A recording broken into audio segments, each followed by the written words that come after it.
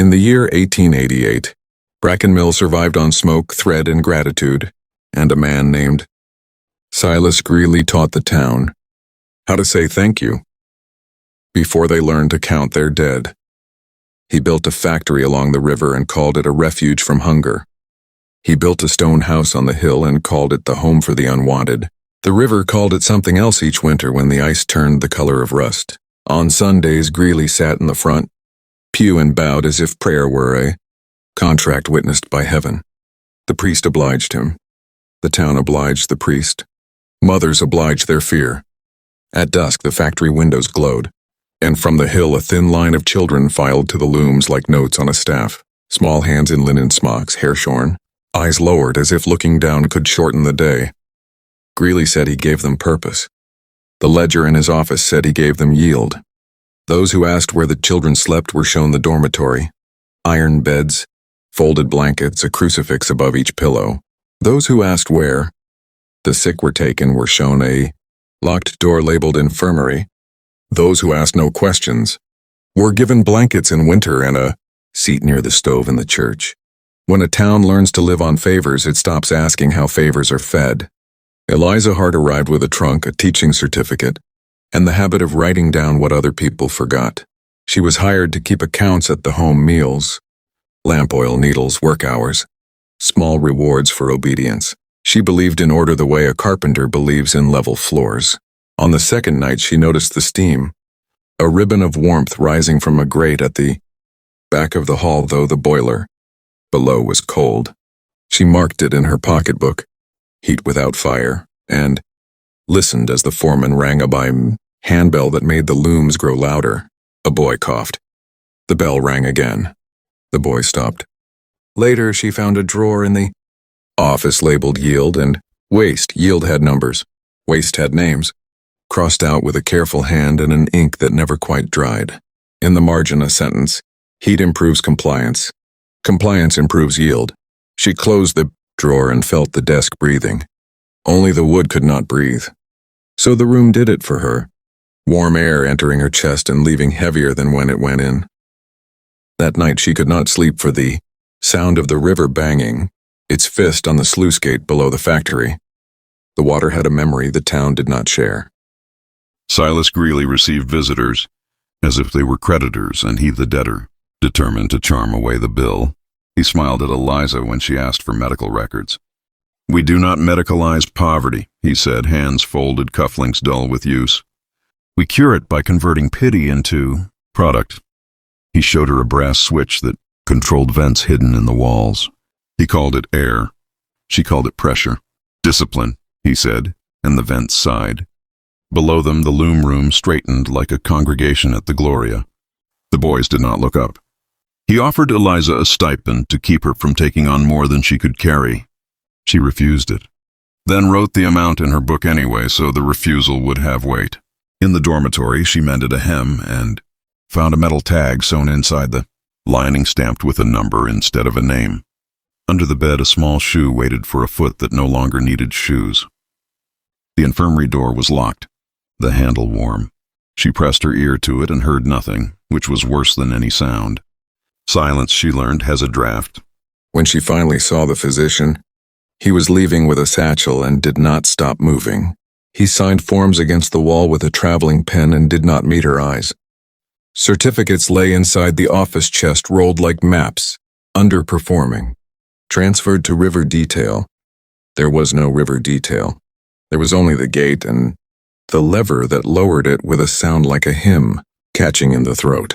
Eliza took the night watch alone and counted how many lamps burned after the bell. 5 lamps for 5 boys sent to correction each Friday. The foreman said mischief. The ledger said Friday yield improved by 12%. The river said nothing and steamed in a season too warm for steam. She copied the yield and waste pages by candlelight onto onion skin and hid them beneath a loose plank in the girls' dormitory, where the floor remembered a carpenter with a conscience. She wrote the boys' names from memory because the home kept only numbers. Thomas with the unsewn shoe, Jonah with the winter cough, Ruth with the singing voice the foreman said bent thread, May who braided other girls' hair at night, Elias, who carved ships from scrap wood and gave them to the river when no one was watching. The priest listened the way a banker listens, polite until coins appear. He blessed her courage and recommended patience. She recommended names. To name is to weigh, she said. To weigh is to choose. He led her to the sacristy where the donation box held envelopes sealed with Greeley's monogram. He builds our winter, the priest said. Do not tear down the roof in a storm. Eliza folded her hands so they would not shake and asked for the church bell key. He refused and offered tea. That night she took the spare key from behind the altar rail where no man expects a woman to reach. When dawn rinsed the sky, she rang the bell until the town woke without knowing what it had heard. They gathered because people gather when summoned by metal. That has learned a town's name. She read from the copies names where numbers had stood. The crowd did not move until a woman stepped forward with an envelope and said she had been paid to say her son had gone west. He could not have gone west, Eliza said. He did not own shoes. The woman opened the envelope. Inside was not money but a note. Your loss has been recorded as a civic sacrifice. The priest tried to speak and found he had swallowed his words. Sometime in the winter, Greeley arrived in his best coat with the sheriff walking carefully beside him as if the ground were learning to move. A misunderstanding, he said, hat in hand, smile arranged. He invited the town to tour the home and see that those who could not work were cared for. The foreman had already scrubbed the walls with lye and silence. The infirmary smelled of heat and vinegar. The beds were made but not warm from use. Eliza led them to the grate where steam rose without a boiler. The sheriff touched it and hissed. Greeley explained the science, or the kind of science that admits no witnesses.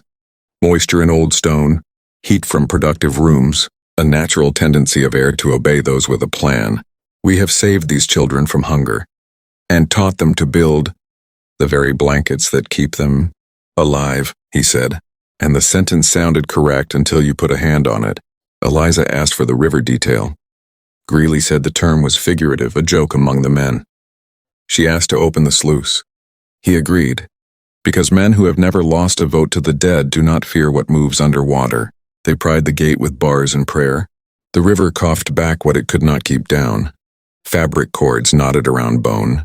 Tags stamped with numbers. A shoe with thread still through the eyelets.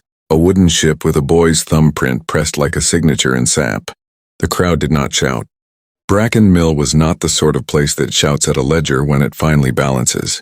The sheriff put his hat over his heart without knowing when he had lifted it. The priest tried to bless the water and found he could not say any word that did not sound like an invoice. Greeley kept smiling because some men are held upright by the idea that faces cannot be impeached. We must not punish a man for efficiency, he said. And Eliza understood that he had been practicing that line all winter. The sheriff reached for his arm. Greeley stepped back into the shadow of his factory as if a building could testify. The crowd did not follow him. They followed Eliza back up the hill to the bell in the book and the door marked Infirmary, which opened for the first time in months because doors listen when the river speaks. Inside, the heat remained, though the fire did not. Metal plates hung on pegs, each engraved with a number bright where fingers had rubbed and dark, where breath had failed. A vent exhaled obedient air. On the desk, a register lay open, yield in black, waste in gray, compliance in red. There were columns for replacements and a neat arithmetic of sorrow. How many blankets a cuff was worth? How many hours a sob could produce if redirected? How much heat a body could bear before it learned to stop asking for air? Eliza took the book with two hands because some things require a grip to keep from floating. She walked to the window and held it where the crowd could see. This is what we own, she said, and the word we, entered the room by the vents and settled in the lungs of people who had not used it honestly in years. Greeley spoke from the doorway in a voice almost kind. If we close this place, he said, who will feed them? Eliza did not look at him. We will, she said. With our names, with our time, with the money we gave to a furnace. The priest nodded once, which is how an oath begins when a man has run out of beautiful words. They closed the factory by opening it.